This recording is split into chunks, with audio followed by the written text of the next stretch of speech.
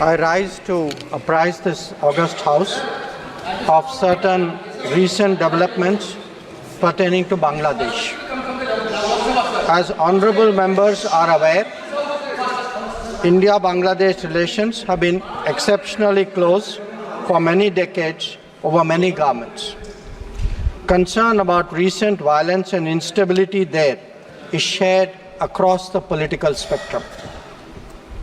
Speaker, sir, since the election in January 2024, there has been considerable tension, deep divides, and growing polarization in Bangladesh politics.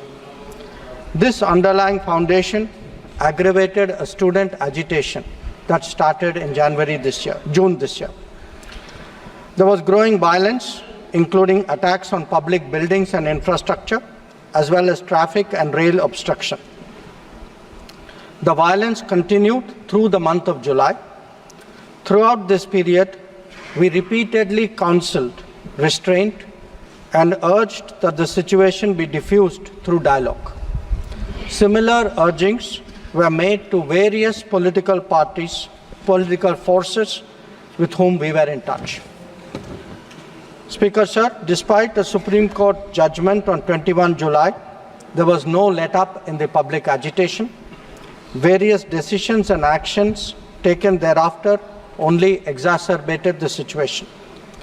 The agitation at this stage coalesced around a one-point agenda, that is that Prime Minister Sheikh Hasina should step down.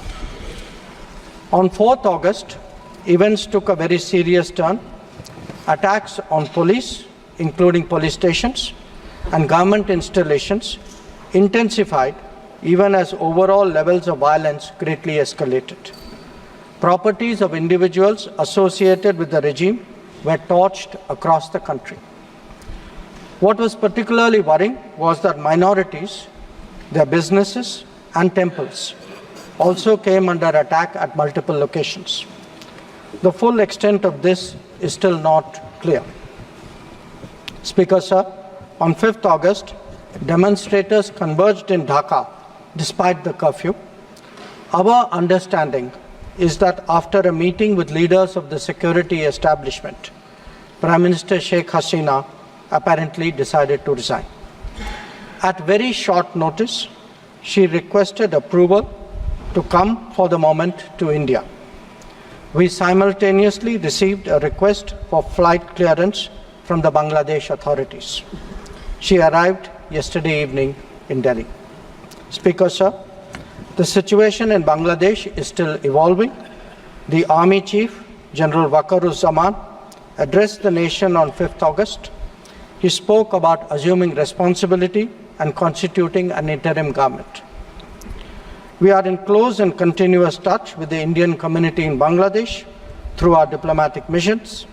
There are an estimated 19,000 Indian nationals who usually live there, of which about 9,000 are students.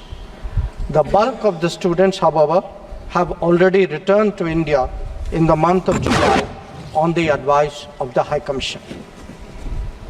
In terms of our diplomatic presence, in addition to the High Commission in Dhaka, we have assistant High Commissions in Chittagong, Rajshahi, Khulna and Sylhet.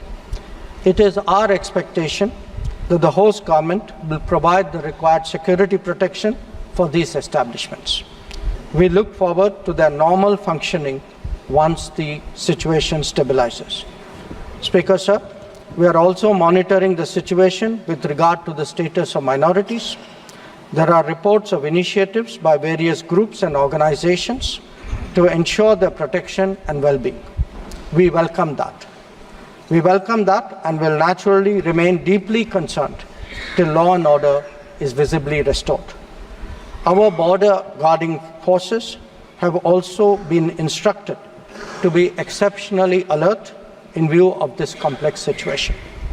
Speaker, sir, in the last 24 hours, we have been in regular touch with the authorities in Dhaka. This is the situation as of now. I seek the understanding and support of the House in regard to sensitive issues regarding an important neighbor on which there has always been strong national consensus. Thank you.